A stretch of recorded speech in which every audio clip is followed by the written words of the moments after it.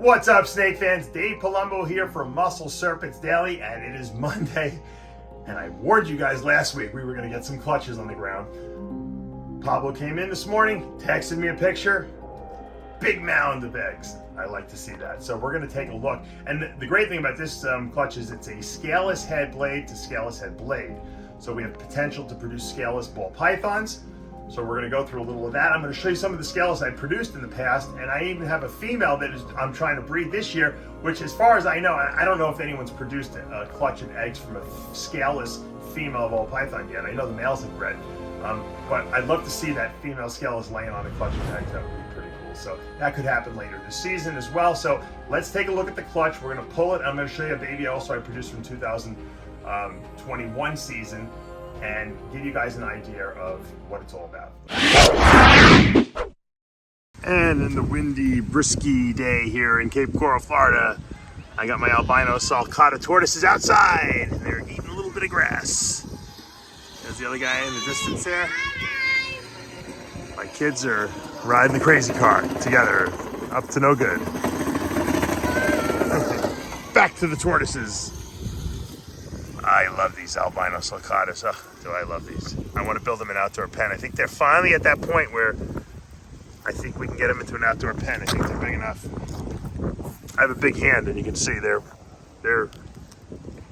pretty much, they're heavy. They're bigger than my hand. I don't think any of these predators could pick them off right now in my area here.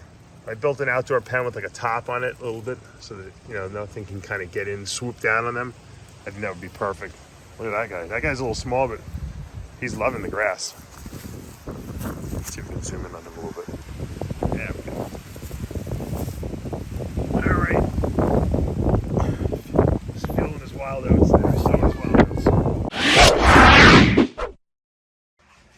I said it last week. We were going to see eggs this week, and we started off with a bang here Monday morning. That is some pile of eggs, I'll tell you that much. And if you take a good look at that female, she's missing scales on her head, and that's because she's a scaleless head. She's produced some nice litters or nice clutches for me in the past. She's a blade scaleless head, bred to her blade scaleless head, and I see her, that egg is huge, Pablo, right on top there. I don't know how many, she might just have a bunch of really big eggs, but she always goes early in the season, and you'll see that your females that go early usually repeat that. Sometimes almost to the date. She always goes in March, this girl, usually mid-March. And I think she took off last year. I don't think we got a clutch from her last year, but she did 2 years before that in a row. And that's probably the reason why she went early this year, because she was ready and up to size. She wasn't eating that well last year. I don't know, maybe she just needed a break. So we're gonna pull these. I'll show you in a little bit what some of her babies look like that she produced from 4 years ago, because one of those scaleless head females are actually breeding now.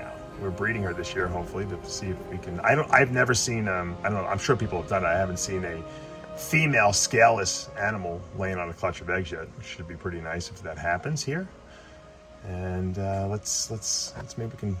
I'm afraid she's gonna like give me a little bite. I've already gotten bitten a couple times today by the snake, so she's coiled really tight around these eggs. All right. Yeah, that's a nice clutch. Look at that. Wow, I wish all my clutches looked that good. All right, we're gonna pull her, Pablo, and we'll get those eggs out of there and take a look. This is the weirdest pile of eggs I've ever seen. They're like they're standing upright. It's the craziest thing. What is it, 7 eggs here we counted? Yeah, it's about 7 eggs. 1, 2, 3, 4, 5, 6, 7. They're all beautiful eggs. I haven't, candled them yet, of course, but I gotta make sure that the embryos are here. And rather than here, if they're here, I might want to just keep this pile like this, but this is a high pile. Maybe we could pull at least one egg off. When I disconnect eggs, what I do is I work it from different sides. So I take a little bit from here, a little bit from here, I'll go to the front, I'll go to the back, and I keep just working it rather than just rip it off, because then what happens is you could tear the egg. So if you just go a little bit at a time and you just be a little patient, usually, and these are really stuck together. This might have been here for a day or two, Pop. I don't know if these are new. It feels pretty leathery, these eggs. So you got to be. Sometimes when they're first laid, they're easy to separate. They get a little more difficult when.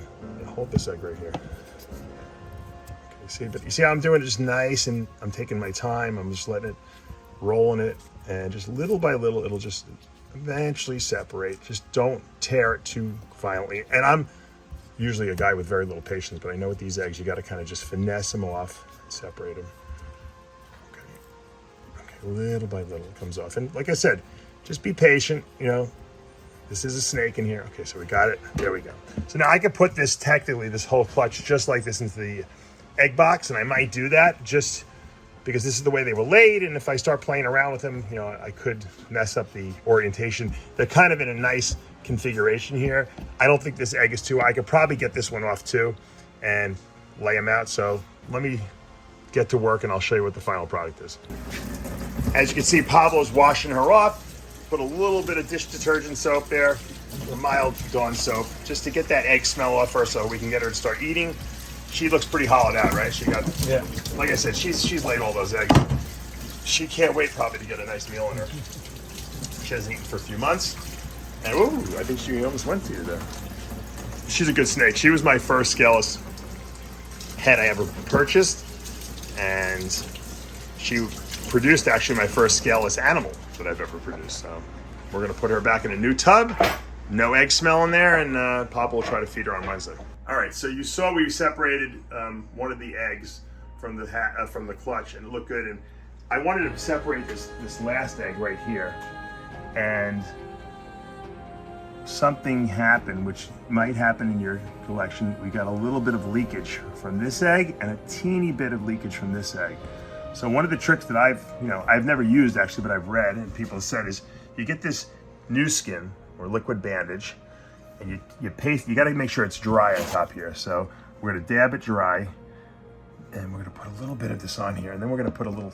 Once this dries, we're gonna put a little tape over it. So this is a liquid bandage. It's liquid. It smells like nail polish, and it's gonna dry. I'm gonna put it right here too. It's gonna seal off that. Matter of fact, I put that on my fingers a lot of times when I get bit. I got bit by a bug the other day. I put it seals up. It's perfect. So you can go back to cleaning stuff. It's like a bandage that doesn't fall off. And so we're gonna do that here. We're gonna let this dry. Once it dries, we're gonna do a second level of protection. We're gonna put some tape over it. A lot of guys just put tape. I think if you seal it first and then put the tape over, that's gonna be a little better. Now you don't wanna cover too much of the egg because you don't wanna, there's oxygen exchange going on obviously, so we don't wanna like block that off in any way. So we're gonna put a little, just enough to seal it up, and then we'll follow these eggs. Hopefully these eggs will be okay. Hopefully they didn't screw it up. Sometimes, like I say, if you separate, you can make it worse. The problem was I think these eggs were laid a couple days ago, and so it was harder to get them separated. I could have left them, but a lot of times if the eggs are too high in the egg box and they start touching the roof and they get wet, they can mold. So for me, I'd rather try to separate them if I can do it. You just got to be very careful. Sometimes it happens, and here's your solution. All right, so we sealed off one of the eggs with the liquid bandage, and then we put a piece of Scotch tape on. I'll show you this. This one doesn't want to seal off. It's leaking. It's like oozing. So Palma's going to try to just get some tape on it, and hopefully we can get it to stick, some Scotch tape. I don't think this liquid bandage is going to dry enough because it's still oozing out of there, which is weird because we're not putting any pressure on it whatsoever, and it's just oozing out. So I don't know if this tape is going to hold or not. We'll have to see. Hopefully it'll be enough to keep it sealed. That's what we want to hope for. You want to put a piece across too to keep that down. We'll see. Hopefully it'll just dry. Maybe the tape will just allow it to dry out and just kind of like seal itself off, because ultimately that's, if there's no moisture getting in there or no air, it should just seal itself off. The whole thing is you don't want the egg to dry out and keep leaking, egg white. So we'll keep an eye on that. All right, there we go. So these are the two good eggs. There's the one, actually one of these, this is the one we taped and we glued. Looks good. This one was the one that we were having trouble sealing off, so Pablo put the Scotch tape on it, and then I put some more liquid bandage over it. We're gonna let this dry, and then we're gonna put these guys in the incubator. And so we'll keep an eye on them. I think we did a pretty good job. Like I said, if we lose one egg, there's nothing I can do about it, but I think we did our best to bandage that thing up, and if that dries up nicely, I think we'll be okay. All right, here's my scaleless blade female that I produced back in 2019. And from that same female I just showed you who laid that clutch, she was my first scaleless I ever produced. Actually produced 2 of them. I sold 1. And she's gorgeous. And I can't wait. Pablo just said he palpated. She looks small and thin, but because I never really fed her heavy, just for protective purposes, because I feed my ball pythons live. I don't feed them frozen, though. It takes too long. And she has the age on her for sure. So I bred her this year. Pablo thinks he's palpated a few eggs in her versus follicles. And she's been sitting on the hot spot a lot. So I have yet to see a female scaleless ball python laying on a clutch of eggs. I'm sure someone has done it. I just haven't seen it. So it would be really cool if I saw her produce her first clutch of eggs. And I bred it to a scaleless head het pied. So obviously, hopefully we'd see some pied markers. And we'll see. This is more of an experiment than really, I'm not really concerned about the outcome, although 50% of the babies should be scaleless, and then 50% of those should be het pied. So looking forward to seeing what she produces. All right, now here's a baby we produced from this past year that's a scaleless animal as well. Really, really beautiful, beautiful little, is this a boy? Yeah, this is a boy. This is my first scaleless boy I'm holding back. And he is gorgeous. He's het clown. And I'm looking forward to breeding him potentially to some females maybe next year. I don't know if he's gonna be ready by the end of the year. He might be. Depends on how heavy we feed him. So far he's been the scaleless animals are really good feeders usually. So that makes it a little easier. Once again, you have to keep it really moist. These paper towels are always wet. I'm always spilling the water bowl a little bit just to keep them wet. It helps them shed. These guys have a little bit of trouble shedding, but if you keep them on wet paper towels, I never have a problem. And if you do, you soak them. They just shed more frequently than their normal sake. My goal is to produce a clown and pied version of these scaleless animals, and I'll be very happy if I do so. I mean, that's the goal. Always has been. All right, guys, that's going to do it for today.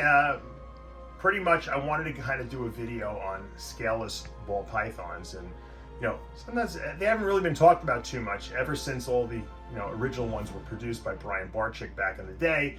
And then every once in a while you see a couple pop up on Facebook and people say, hey, look, I saw there was a pied produced that was really, really nice. I don't know if I saw, I think there was a clown also produced scaleless. That's obviously we're gunning for this year, possibly.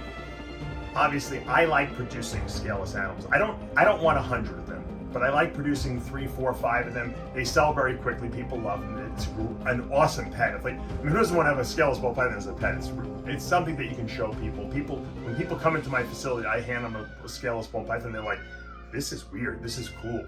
So I like to produce a couple. My goal would be to produce pieds and clowns reliably, and I don't even care what other genes are on them. I just want to produce pied and clown scaleless, and if I just do that on a regular basis to produce, so that we have some really awesome pets for the pet trade.